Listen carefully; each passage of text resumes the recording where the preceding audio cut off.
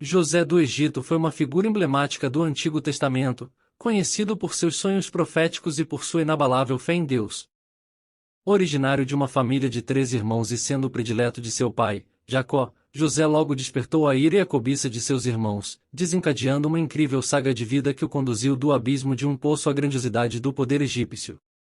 O dom de José em interpretar sonhos deu início à sua notável jornada, primeiramente como um escravo vendido por seus próprios irmãos, e posteriormente como um prisioneiro acusado injustamente. Diante dessas adversidades, José se destaca, mantendo sua fé inabalável em Deus e seu caráter incorruptível, conduzindo a um surpreendente despertar de prosperidade e poder no Egito. A história de José do Egito evidencia a virtude da perseverança, a relevância da confiança em Deus e o poder do perdão. Ela narra a trajetória de um homem que, apesar de todos os obstáculos, nunca perdeu sua fé, e cuja vida exemplifica a verdade de que Deus pode transformar as circunstâncias mais sombrias em luz resplandecente. A vida de José é uma jornada de fé emocionante, repleta de lições valiosas que ecoam até os dias atuais. Nascimento e rivalidade com os irmãos. Entre os 13 filhos de Jacó, José era um dos mais jovens. A Bíblia relata que José era, de fato, o filho preferido de Jacó, a ponto de ser agraciado com uma elegante túnica, item de grande valor na antiguidade. Seus irmãos o invejavam, percebendo o tratamento especial que Jacó lhe dispensava. Além de ser um jovem talentoso, habilidoso em escrever e fazer contas, Deus agraciou José com a habilidade de ter sonhos proféticos, revelando um futuro distante. Jacó teve 2 sonhos marcantes, conforme registrado no livro de Gênesis, capítulo 37. José sonhou que ele e seus irmãos estavam amarrando feixes de trigo no campo. No entanto, os feixes dos irmãos se inclinavam diante do feixe de José. No segundo sonho, ele viu o sol, a lua e 11 estrelas se prostrando diante dele. Para os irmãos, isso foi uma afronta.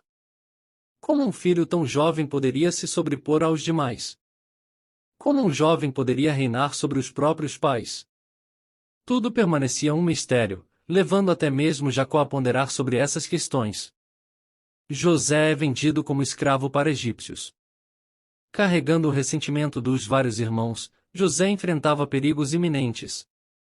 Em uma ocasião, enquanto seus irmãos trabalhavam no campo, Jacó enviou para encontrá-los. Ao ser avistado no caminho, os irmãos conspiraram matá-lo, zombando de suas visões. Rúben, o único irmão que ainda se importava com José, aconselhou-os a não matá-lo, mas a deixá-lo apenas jogado em um poço. Cumprindo esse plano, esperaram sua chegada, agarraram-no, arrancaram a preciosa túnica dada por seu pai e o lançaram em um poço vazio. José permaneceu no poço por algum tempo, enquanto seus irmãos se sentavam para comer. Ao avistarem uma caravana de ismaelitas, Judá sugeriu que seria mais lucrativo vender o irmão em vez de matá-lo. Assim, venderam-no aos ismaelitas, que, por sua vez, o negociaram com Potifar, o oficial do faraó do Egito e capitão da guarda.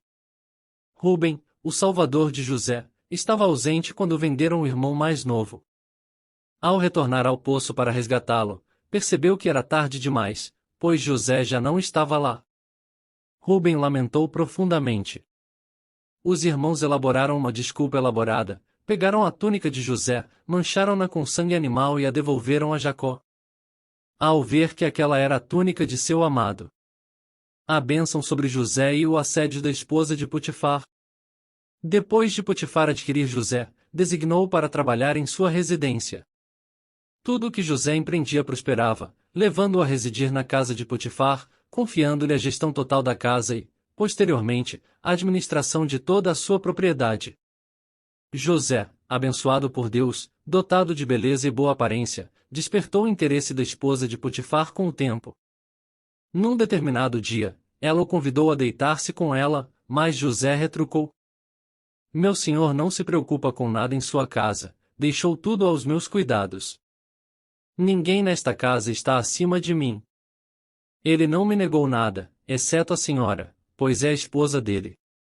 Como poderia eu, então, cometer algo tão perverso e pecar contra Deus?" Apesar das investidas persistentes da mulher, José continuava a recusar e a evitar seu contato. Até que um dia, ao perceber que nenhum outro servo além de José estava em casa, a esposa de Potifar avançou, agarrou José e insistiu novamente em se envolver. Nesse momento, José conseguiu escapar, deixando seu manto para trás. A mulher, então, tomou o manto, acusando José de assédio perante os empregados e o marido. Potifar ordenou a prisão de José. Contudo, na prisão, Deus continuou abençoando-o, conquistando a simpatia do carcereiro. Este, reconhecendo a excepcionalidade de José, o nomeou chefe dos prisioneiros, encarregado de tudo o que ocorria ali. José interpreta os sonhos de 2 novos prisioneiros. Enquanto José permanecia detido, 2 recém-chegados, o chefe dos copeiros e o chefe dos padeiros, foram enviados para a prisão pelo próprio faraó. Ambos tiveram sonhos enigmáticos, incompreensíveis para eles. Ao ouvir isso, José incentivou-os a relatar os sonhos. Após ouvir, José interpretou cada sonho, prevendo que o chefe dos copeiros retornaria à sua posição de destaque junto ao rei, enquanto o chefe dos padeiros seria enforcado numa árvore. A única solicitação de José ao chefe dos copeiros foi que se lembrasse dele e o defendesse perante o faraó, pois era inocente. Apesar do pedido, o chefe dos copeiros esqueceu-se de José. José encontra-se com o faraó e interpreta seu sonho. Posteriormente, o faraó começou a ter sonhos intrigantes. Após consultar magos e sábios do Egito sem sucesso, o chefe dos copeiros lembrou-se de José e o apresentou diante do faraó. José prontamente compareceu diante do rei do Egito e interpretou com precisão seus sonhos, revelando que o Egito enfrentaria um período prolongado de escassez, conforme indicavam os sonhos. José aconselhou o faraó a nomear um dirigente capaz de coordenar e supervisionar a produção da terra, visando acumular grandes reservas no Egito para prevenir a escassez futura. Diante dos conselhos sábios e da evidência de que o Senhor estava com José, o faraó o designou como governador do Egito, tornando-o o homem mais influente da região, logo abaixo do próprio faraó. A vida de José transformou-se completamente a partir desse momento, desfrutando de luxo, vestindo linho fino e ostentando correntes e o anel-selo do faraó. Além disso, recebeu como esposa a filha de um sacerdote. José reencontra seus irmãos. Antecipando-se à fome prevista por José, Jacó enviou 10 de seus filhos ao Egito para adquirir trigo e assegurar a sobrevivência. No entanto, Benjamim permaneceu com o pai. Ao chegarem ao Egito, José os reconheceu como novo governador, mas seus irmãos não o identificaram.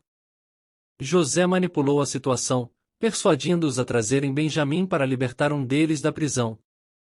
Na volta a Canaã, José ordenou que carregassem os jumentos com trigo e devolveu-lhes a prata utilizada como pagamento. Temendo acusações futuras, os irmãos retornaram ao Egito com Benjamim, presentes e o dobro da prata recebida, com receio de José. Ao retornarem ao Egito, foram calorosamente recebidos e desfrutaram de um grande banquete na casa de José. Este se emocionou ao reencontrar seu irmão mais novo, Benjamim, sem ser reconhecido por nenhum dos outros irmãos. José revela sua identidade. Após mais artimanhas para ludibriar seus irmãos, forçando-os a comprometerem Benjamim como escravo, José finalmente revelou a verdade. Eles ficaram perplexos com a notícia e com o papel de Deus na vida de José. Assim, José aconselhou Jacó a se mudar para o Egito, distante da fome. O faraó interveio, providenciando carruagens, provisões e uma terra para sua estadia. Jacó, ao ouvir toda a história, sentiu-se revigorado espiritualmente. Ao chegar ao Egito, José correu ao encontro de Jacó, abraçando-o e chorando de alegria. Jacó também se alegrou a ponto de declarar que poderia morrer em paz. Apresentado ao faraó, Jacó recebeu as melhores terras do Egito.